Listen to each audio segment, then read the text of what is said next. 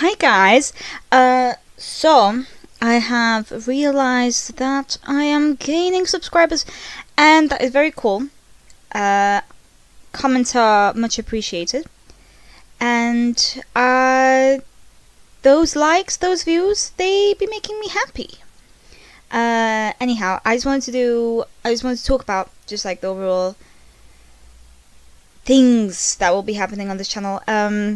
The first video was like a little like sketch flip through. Then the ASMR video I posted yesterday, which by the way took 3 hours.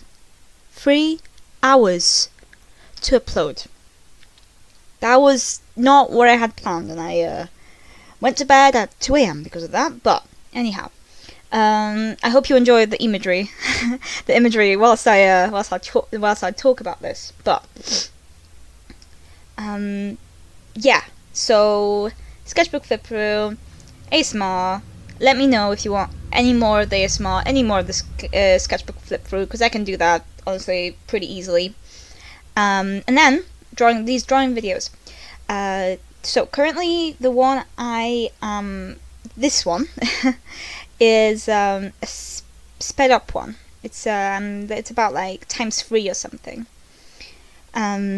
So yeah, let me know if this is like enjoyable to watch at this speed. If you would prefer for it to be slower, like normal speed. By the way, this video is like 40 minutes sped up to like 3 times the amount, so it only came out to like 10 minutes. What was I was talking about something very specific. Now I forgot about it. Anyhow, right now what you see in front of you is 2 characters from a graphic novel / game I'm hoping to make in the future called Conversation with an Octopus, but that title might change, but it's just what I will be referring to it throughout my creation process of this story. Honestly, I would like to start with where it came from. And I'm actually going to flip through the sketchbook I have in the first video, where like the first sketches came up with it. Oh god, what was the concept behind it? God, but anyhow, at the very end of it, there's on my sketchbook, there's like a little comic, and I drew that up, and I knew that I wanted the AIs, artificial intelligence / robot / humanoid, to look like it has parts of like the human flesh intertwined with the mechanics of it all. And I knew that I wanted the machine to be quite cynical but also quite loving, and I wanted the main protagonist to be quite sad. Well, not even sad, just like curious. What is the word for when you're curious, but you're not specifically agreeing with somebody, but you're curious of their point of view. And anyhow, I started to like kind of look into that imagery, and I found a couple of photos on Pinterest of these X-rays, dissections of human beings, and that really I liked it a lot. And then also in the video I also said that I was inspired by the Halo loophole, because there's a couple of characters which are kind of like human hybrids of machines. I love them quite a bit. I actually, honestly, I could talk about that game for hours. It's a really pretty looking game. It has that old aesthetic, and also it's a puzzle game. I love myself some puzzle games, and all the characters are very funny as well, but also creepy at the same time. And it's the whole like loophole thing. Yeah. And the whole point of the story is just like these conversations this like human being is having with this artificial person, this artificial individual, who, by the way, I called Ocean, because he is an ocean it is an ocean of knowledge. And also because the thing is called Conversations with an Octopus, and the reason why is because they to create this AI they have used the one of the brains. I think, don't octopus have like 3 brains? Or was that multiple hearts? Oh, maybe both. They used an octopus brain to give it sentience. The reason why I chose to go with octopus is because I've been reading a lot about octopus. I love them. They're extremely intelligent. For antisocial animals, so freaking cute. And I came across my octopus teacher a bit ago, like 2 weeks ago, maybe 3. And I watched it.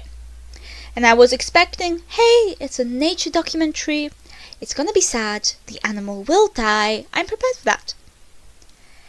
Hour and a half in, the octopus is dead. I'm bawling my eyes out. Reason why? You find out how human, or even like the concept of humanity, the thing we personify animals to sympathize with them a little bit more.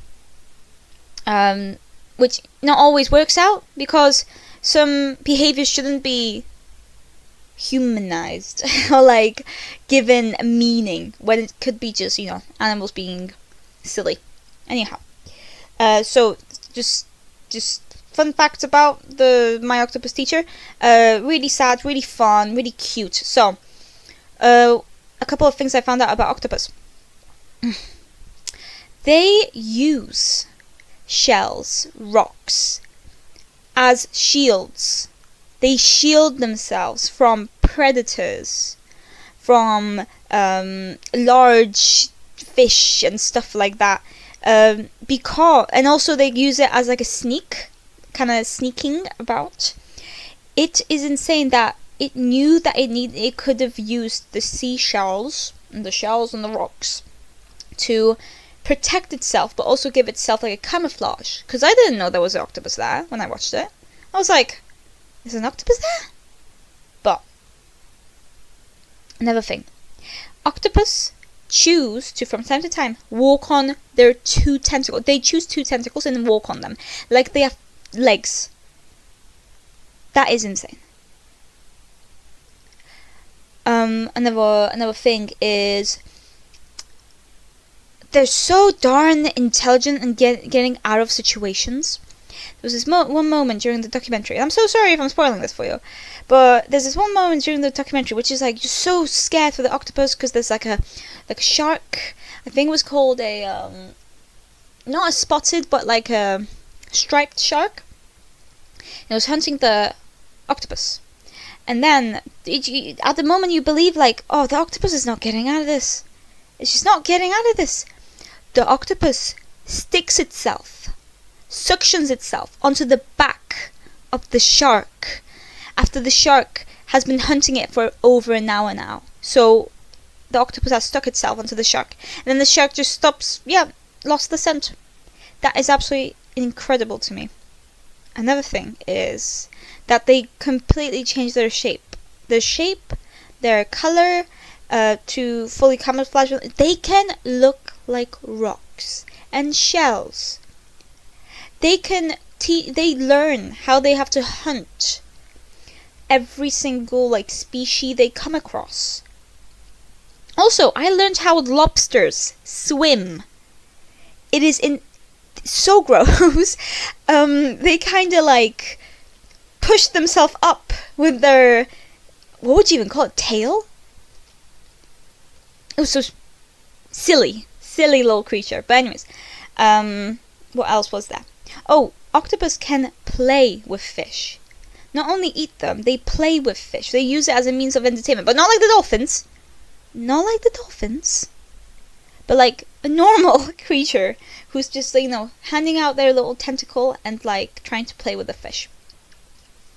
And another fun fact is that octopus die when they reproduce. I'm not sure if this is a thing for every single every single, would you say breed of octopus. But they die when they reproduce, and I never knew. I went most of my life, never knew.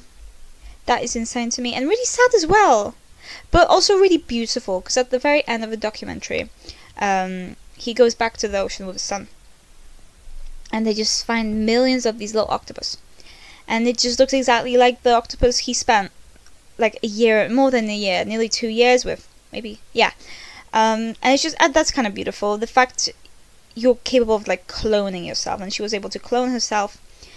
And yeah, at the very end, she is eaten by the same shark that like hunts her for most of her life in that specific area. I do recommend seeing it for yourself. It's a really good documentary. You will cry most likely. It's really beautiful. But the reason why I bring it up is because I would love to see how a robot would behave with this creature's intelligence built into it. What it would think, what would it believe, how would it respond to humans, what would it do. I'm still thinking about exactly how these two will meet, but one of my ideas is that this is a robot you can speak to at a museum. Like, it's this attraction. Oh my god, I just realized I don't have the time anymore. Okay, bye bye.